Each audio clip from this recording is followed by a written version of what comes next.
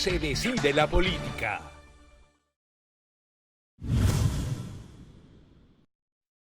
Ucrania acusa a Rusia de bombardear el edificio de Cruz Roja en Mariupol. Se trata de la sede del Comité Internacional de la Cruz Roja, blanco alcanzado de los bombardeos rusos. Según una portavoz de la organización en Ginebra, no hay aún información disponible sobre si hay o no víctimas ni cuántas personas estaban en el edificio. También continúan los bombardeos del ejército ruso en Kiev y Chernigov, las ciudades donde Rusia anunció este martes que habría una desescalada. Chernigov fue bombardeada durante toda la noche del martes y madrugada del miércoles, explicó su gobernador regional. En los alrededores de la capital ucraniana se ha producido una retirada parcial de las unidades rusas. Ante el Parlamento noruego, el presidente ucraniano, Volodymyr Zelensky, pidió que Oslo contribuyera de forma decisiva a la seguridad energética europea y también reclamó armas. Zelensky añadió: la libertad debe tener mejores armas que el mal.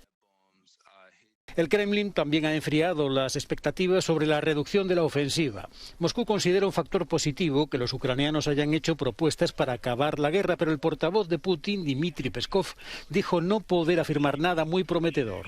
Ningún avance. Todavía queda un trabajo muy largo por hacer, concluyó. Los ataques también golpean a los civiles en la zona de Donetsk, controlada por los rebeldes prorrusos. Varios apartamentos de un edificio residencial quedaron completamente destruidos a primera hora de la mañana de este miércoles tras ser alcanzados por un misil ucraniano. 2 personas murieron y 4 resultaron heridas. Vamos a hablar de geopolítica, que es muy importante. Vamos a tratar de escudriñar qué es lo que quiere Putin y qué es lo que quieren sus seguidores y adversarios. Jesús Pérez Triana continúa con nosotros desde España, el doctor Ricardo Israel. ¿Qué es lo que se busca? ¿La rediseño de las fronteras? ¿Correr las fronteras? ¿Reescribir el mapa de Europa? ¿Qué es lo que se busca? Yo creo que la vieja recreación del Imperio Ruso.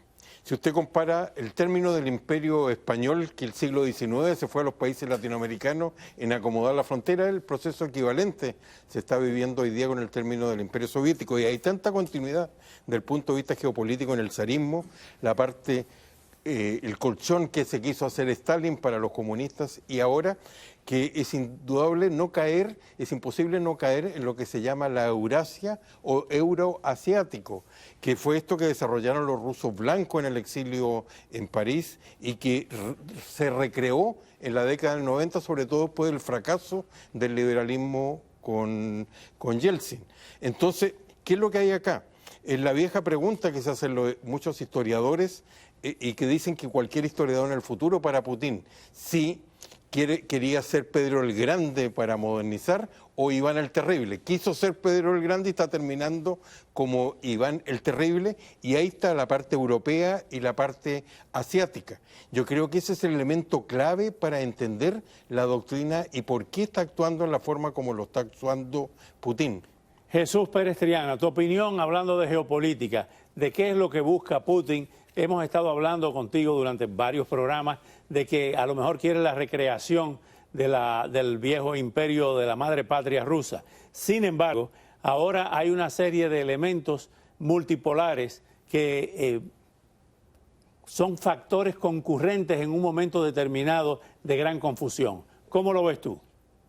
Vamos a ver, yo creo que aquí, si hablamos de geopolítica pura y dura, que es la aplicación del poder sobre el territorio, Rusia opera con una serie de imperativos que es: Rusia se siente muy vulnerable, es un país que no tiene grandes barreras naturales que le protejan. Y entonces, históricamente, lo que siempre ha buscado Rusia es alejar lo más posible la primera línea de defensa rusa de Moscú.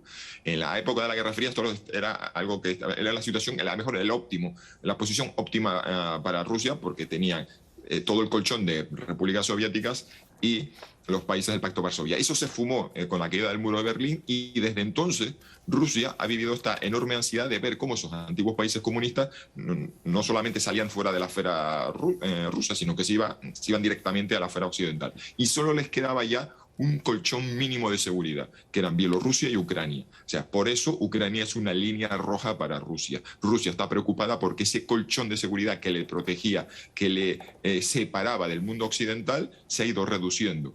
Entonces, lo que creo que está intentando aquí Rusia, primero, con la primera aquella ofensiva, con un intento de descabezar, es que un gobierno títere de Ucrania cambiara completamente su reorientación, volviese al seno del área de influencia rusa y, por supuesto, lo que han estado pidiendo los rusos una y otra vez son garantías de que Ucrania sea un país neutral, desmilitarizado y que esté fuera del seno de que no pertenezca a la OTAN. Entonces, desde el punto de vista geopolítico, lo que quieren los rusos es que Ucrania sea un estado colchón, un estado que separe a Rusia de Occidente, porque esto es una enorme preocupación para ellos. Y en el contexto, entonces, además, como ese colchón mínimo, Rusia se ha ido quedando encerrada, cada vez ha mirado más hacia Asia, ha intentado lanzar repetidamente organizaciones regionales. Lo que pasa es que, recordemos, uno, Rusia es un país que tiene la economía del tamaño de Brasil. Dos, Rusia no tiene un modelo atractivo. Mientras la Unión Europea es un gran mercado de más de 400 millones de consumidores, pues Rusia es un país de 140 millones de habitantes y todos esos intentos de grandes alianzas euroasiáticas pues no han tenido mucho recorrido. Y, para terminar, pues el intento de alianza con China, pues para los chinos, Rusia no es más que un pequeño mercado, proveedor de materias primas, y sí, hay una enorme escenificación siempre de Rusia y China en el mismo plano como un gran desafío a Occidente, pero para los chinos Rusia es un actor mucho menor, es un aliado pequeño. Entonces, los grandes imperativos aquí geopolíticos es eso, convertir a Ucrania en un estado colchón que separe lo más posible a Rusia de Occidente. Y entonces posiblemente lo que Rusia ahora vaya a intentar es, en la cuenca del Donbass, es consolidar las repúblicas separatistas como países independientes, y vamos a ver si consigan que en torno a Jersón y en torno a la franja la fachada marítima de Ucrania, crear también nuevas repúblicas separatistas. Lo que pasa es que este objetivo choca evidentemente con la voluntad del pueblo ucraniano, que hemos visto que incluso bajo ocupación militar resiste. Doctor Ricardo Israel, en medio de todo esto, como nos está diciendo Jesús Pérez Triana, hay un factor tremendo, que es que China tiene dos enemigos en la región que no son necesariamente ni Rusia ni Occidente, que es la India y Japón. Sí. Esos son dos grandes valladares para la expansión china. Y por otra parte, en medio de todo esto, utilizando un lenguaje quizás cinematográfico de los protagonistas, que son Estados Unidos, obviamente la OTAN, y Rusia y China, que son los que se mencionan en todos los titulares de las noticias diarias, queda reducida el papel de Europa, que no ha podido ser ni mediador, ni ha podido ser un freno para la expansión de Putin. Indudablemente. India es muy importante y ha sido el aliado tradicional de Rusia durante todo su conflicto con Pakistán y con la propia China. Yo tengo la misma sensación que usted. Lo que estamos viendo no hace sino hacer más patente la irrelevancia de Europa, un gran mercado económico, como decía Jesús, pero indudablemente desde el punto de vista estratégico no ha dado resultados. Y desde ese punto de vista también Europa no ha sido capaz de enfrentar sus propios problemas. No lo pudo hacer en los Balcanes y debió recurrir al presidente Clinton, y tampoco lo está haciendo ahora. Creo que ahí hay una pata coja desde todo punto de vista internacional. Y por último, creo que esto da una vez más una expresión de cuán irrelevante es la arquitectura internacional, partiendo por las Naciones Unidas. Son instituciones que obedecen a la lógica de la Segunda Guerra Mundial, de la Guerra Fría, y han demostrado su total obsolescencia en este aspecto. Finalmente, Jesús, ¿ha demostrado esta crisis la inoperancia de los organismos internacionales?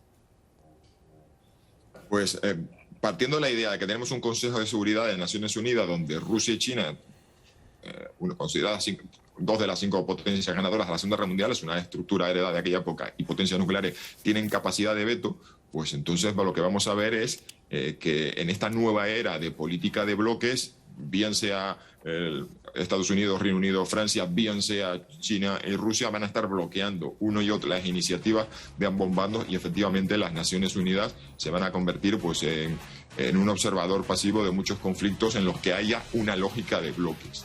Al fin y al cabo, en Naciones Unidas, en el orden internacional, aquí no hay una entidad superior a la que reclamar, sino choques de intereses y choques de poderes. Y eso es lo que vamos a ver sobre el terreno en cada lugar. Se terminaron los árbitros. Gracias a Jesús Pérez Triana, muchas gracias al doctor Ricardo Israel. Gracias a usted por la invitación. Al regreso conversamos con la profesora Ana Shevchenko, una ucraniana que padece en carne propia los horrores de la guerra.